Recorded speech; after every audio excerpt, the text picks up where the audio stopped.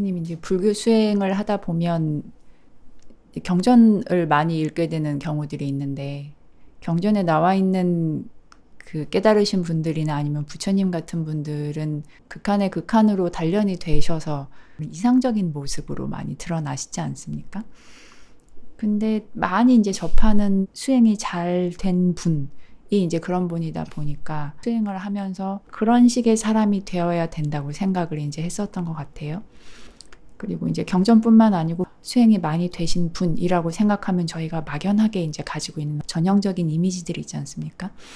그러니까 그런 이미지들로 저를 끼워 맞춰야 된다고 생각을 했던 것 같아요.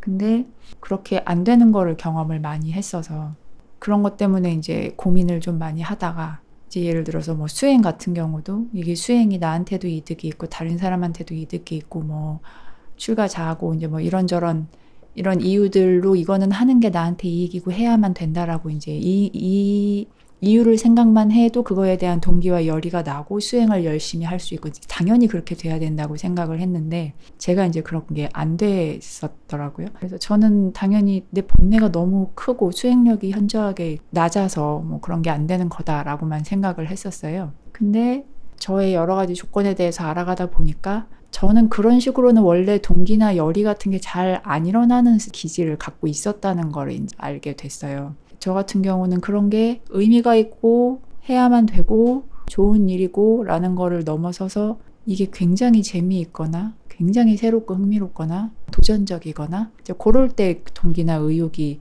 훨씬 잘 일어나는 이제 그런 스타일이라는 거를 실제로 제가 그랬었더라고요. 처음에는 그것도 번뇌잖아. 그 재밌는 것만 하겠다는 거 아니야? 네 좋은 것만 하겠다는 거 아니야? 이제 뭐 이런 식으로만 납득을 못하고 이제 막 그러다가 제가 이상적으로 생각하는 스타일대로 막 저를 몰아붙여서 해보려고 해도 안 되는 경험을 많이 하고 나서는 그냥 내가 가지고 있는 이 조건에서 잘 되는 방식으로 하는 게 훨씬 유리하겠다고 생각을 바꾸고 그냥 내 조건에 맞게, 그게 되게 좀 특이하고 이상하게 보일지라도 거기에 맞는, 거기에서 작동이 잘 되는 방식으로 뭔가를 해나가려고 이제 그런 식으로 했더니 당연히 잘 되더라고요. 그래서 스님께서 이제 본인의 조건에 대해서 잘 아는 게 수행자한테 굉장히 중요하다고 하신 거 있지 않습니까? 그게 이제 저는 번뇌 구조 정도로만 생각을 했어요. 이런 경험을 좀 하고 나니까 생각해보면 경전에도 보면 똑같이 깨달으신 분들인데 현대적으로 이야기하면 기질들은 좀 다 다르다고. 어떤 분은 지혜 제일인데 어떤 분은 유를 철저하게 잘 지키는 쪽으로 굉장히 뛰어나기도 하고, 똑같이 번뇌가 버려졌지만 그 본인들의 어떤 특성이나 어떤 경향성 같은 거가 다 버려지지는 않으셨다는 거가 기억이 나서, 어쩌면 내가 이런 거는 번뇌 구조고 이상적인 어떤 틀에 나를 끼워 맞춰야 된다고 생각했었던 어떤 그런 부분들이 어쩌면은 그냥 저의 경향성이나 기질일 수도 있겠다, 약간 그런 생각을 좀 하게 됐어요. 그래서 그 전에는 이상적인 수행자 모습이 안 되고 그거 끼워 맞춰지지도 않고 해도 안 되니까 사실은 본인에 대한 화가 되게 많았던 것 같은데, 제 몸에 안 맞는 틀에다가 저를 열심히 꾸겨 넣으려고 했는데 못 들어간다고 저를 열심히 때리고 있었다는 약간 그런 생각을 이제 좀 하게 됐어요. 예, 그게 결국은 이제 수행이, 그러니까 어떤 이제 우리가 수행하면서 어떤 사람, 어떤 훌륭한 분을 모델로 해서 이제 그분을 닮아가고 수행하는 거를, 그분이 어떻게 수행했는지 그 삶을 보면서 그 삶에서 이제 훌륭한 면을 배우려고 하고, 이런 거는 반드시 필요한 거라고 할 수 있는데, 그렇다고 해서 우리가 어떤 분이 그 수행을 해서 이제 깨달음 얻고 아라한이 되신 그 길을 우리가 똑같이 모방한다고 해서 그게 꼭 성공한다는 보장은 없어요. 왜냐하면 그게 자기한테 안 맞는 옷일 수도 있거든요, 그게. 근데 이제 수행은 사실 어떻게 보면 그 그분들의, 또는 제일 이제 우선적으로는 부처님이고, 그 부처님의 제자들이나 또 그 후에 이제 지금 현 시대에 사는, 또는 뭐 이전에 살았던 분들의 가르침을 통해서 우리가 배우는 거는 탐진치를 어떻게 버리느냐의 문제, 그분들이 어떻게 해서 당신의 탐진치를 버렸고 어떤 방법으로 이제 수행을 하셨고, 이런 거에서 우리가 이제 좋은 그 직관을 얻고 동기를 얻고 거기서 아이디어를 얻고, 이런 거는 아주 도움도 되고 그런 건 필요한 건데, 그렇다고 해서 그분들이 한 걸 똑같이 할 수는 없거든요. 그렇게 한다고 잘 되지도 않고. 어찌 보면 우리가 그분들을 이렇게 그대로 이제 모방한다기보다 그분들의 삶을 통해서 탐진치를 버리고, 그분들은 이제 팔정도를 어떻게 실천했고 번뇌를 어떻게 버렸고, 이런 부분 통해서 이제 그 중에서 내가 배울고 실천할 수 있는 것들을 따라서 실천하다 보면 우리 마음에 있는 그런 탐진치가 버려지면 그때 드러나는 그냥 우리의 모습이 진짜 그게 우리가 이제 자연스럽게 드러나는 내 자신의 모습이고 그런 거지, 내가 그 사람들을 있는 그대로 모방한다고 해서 그거 되는 건 아니거든요. 그러니까 탐진치를 버리는 것이 그 버리는 방향으로 노력을 하면 되지, 뭔가 모든 행동 패턴이나 뭐 살아가는 방식이나 이런 걸 그 사람하고 똑같이 그분들하고 똑같이 한다는 건 현실적으로 불가능한 일이라고 생각해요. 그래서 옛날에 부처님 당시에 그런 제자들에게도 그런 다양성이 있는 거는 그분들이 원래부터 오랜 생부터 가져오던 그분들의 기질은 조금씩 다르단 말이죠. 근데 단지 그분들이 부처님 가르침을 듣고 똑같은 가르침을 들었지만 또 그 가르침을 통해서 깨달을 없는 주제도 조금씩 다르고 방법도 조금씩은 다르고 그렇잖아요. 그러면서 이제 그분들에게 번뇌가 버려지고 나니까 어떤 분들은 좀 계에 좀 특화된 분들도 있고, 어떤 분은 지혜가 이렇게 이제 그분 나름대로 과거생부터 이어온 그런 업에 따라서 그 이제 깨달은 형태의 모습이 달라지니까 그게 이제 여러 제자들의 차별성으로 나타나는 거잖아요. 그래서 사실 그 수행자들도 그분들을 그 선배들의 가르침이나 이제 선배들의 삶의 모습을 우리가 배우고 그 속에서 이제 뭔가 아이디어를 얻고 이런 거는 반드시 필요한 거고, 그게 또 우리 수행에 큰 도움이 되는 거는 확실한데, 그 어떤 수행을 이끌어 나가는 구체적인 그런 방법에 있어서는 그분들 가르침 중에 자기하고 잘 맞는 거를 잘 활용해서, 중요한 거는 그분들의 삶을 그대로 모방하는 게 목적이 아니라 탐진치를 버리는 게 목적이잖아요. 수행의 목적은.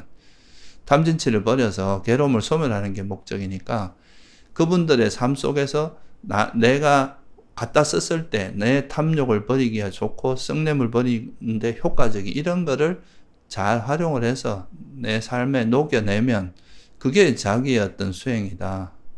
자기 나름대로의 어떤 수행의 길을 찾는 거고, 또 자기 조건에 잘 맞는, 예를 들어서 정말 몸이 건강하지 않은 사람이 두타행이 좋다고 해서 막 두타행을 쫓아가다 보면 잘못하면 오히려 몸이 망가질 수도 있거든요. 이거는 자기한테 안 맞는 조건일 수도 있어요.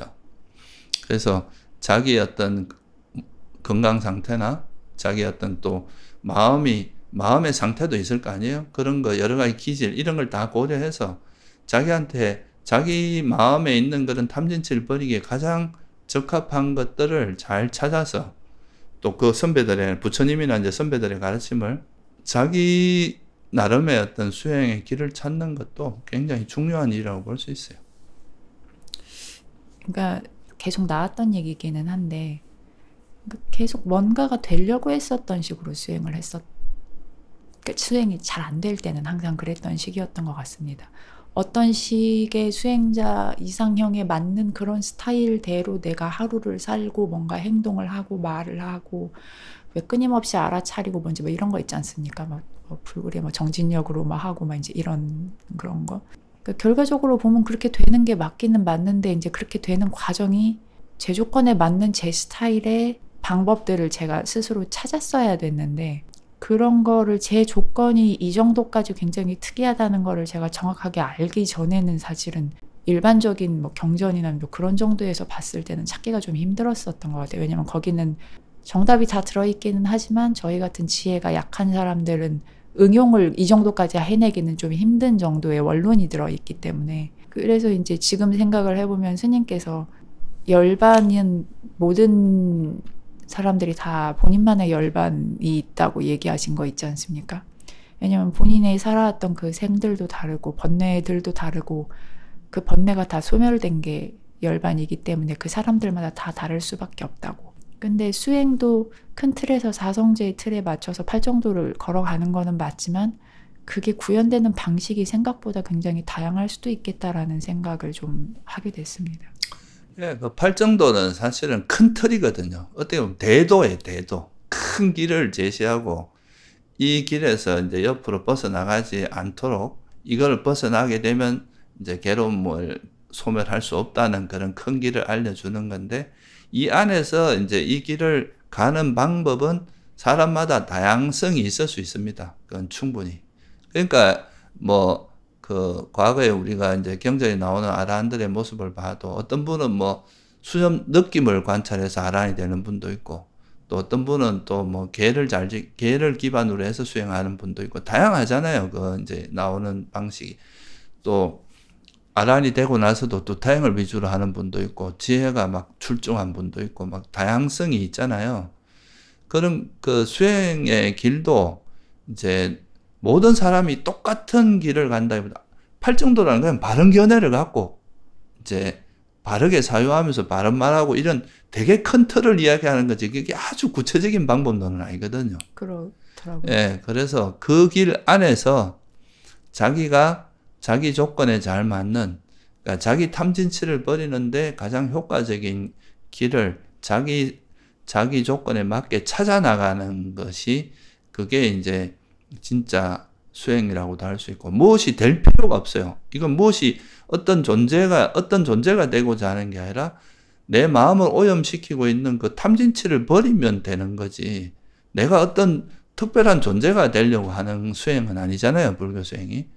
그러니까 괴로움이 일어나게 하는 탐욕이나 성냄이나 어리석음 이것만 버려지면 그걸로서 괴로움이 소멸이 되는 거니까 어떤 특정한 존재가 된다기보다 내가 가지고 있는 조건에서 내 마음에 있는 탐진치를 어떻게 버릴 건가 여기에 포커스를 맞추는 것이 그러면 이제 자기의 어떤 자기 그런거리가 나오는 거거든요. 남의 그런거리를 흉내내는 게 아니라 물론 처음에는 좀 모방이 들어갈 수밖에 없지만 그 모방을 통해서 자기한테 가장 잘 맞는 어떤 길을 찾아내는 게 어떻게 보면 진짜 수행자가 되는 길이라고 봅니다. 그래서 특히 본인의 기질이나 이런 게 이제 평균에서 좀 많이 벗어나는 경우는 본인 스타일에 맞는 구체적인 수행의 모습들이 일반적으로 생각하는 그냥 그 정형화된 정말 수행 잘하시는 분들의 모습이라고 이제 제가 막연하게 이미지를 갖고 있었던 그런 모습랑은 좀 많이 벗어날 수밖에 없는 것 같더라고요. 근데 이제 그런 거를 찾아갈 때 불교 수행에 관련된 지혜도 상당히 깊어야 될 뿐만 아니고 제 조건에 대한 현실에서 이렇게 얻을 수 있는 정보들이나 데이터들이나 이제 이런 것들도 모두 다 종합을 해서 제가 제 나름의 길을 찾아가야 되다 보니까 수행적으로든 세속적으로든 지혜가 상당히 발전을 해야 이제 그런 거를 더듬더듬 찾아가 나갈 수가 있더라고요.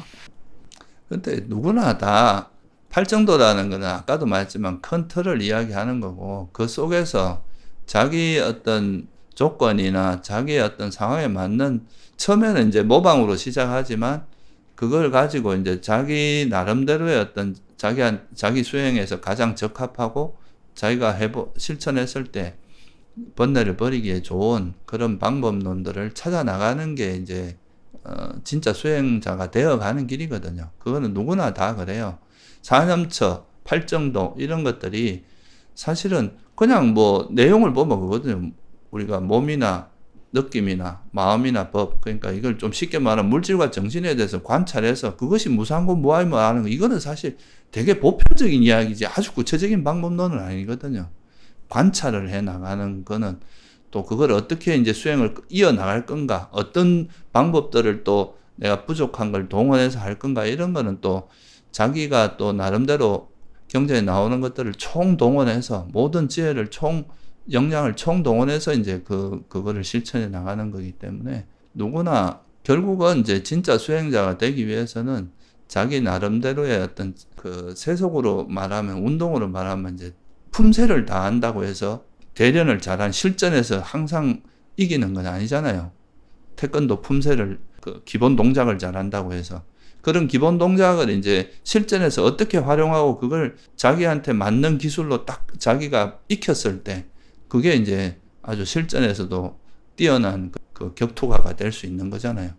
그런 것처럼 이 수행자들도 그러니까 부처님이 말씀하신 건 아주 이제 큰 틀에서 이 수행을 어떤 방향으로 해야 하고 어떻게 해야 된다는 아주 이제 중요한 틀을 말씀해 주신 건데 그거를 이제 자기가 자기 삶에서 수행해서 어떻게 적용할 것인가 이런 거는 자기 조건에 맞게 자기가 스스로 찾아 나가면서 자기한테 가장 잘 어울리고 가장 잘 맞는 그런 것들을 찾아 나가면 되는 거다. 그렇게 해야 된다. 근데 그렇게 할 때 이제 가장 중요한 기준이 내가 뭐 어떤 존재가 되려고 하는 게 아니라 어떻게 하면 내 마음에 있는 탐진치를 버릴 건가 여기에 포커스가 맞춰지면 그게 지금 팔정도에서 하는 제일 핵심적인 내용이거든요.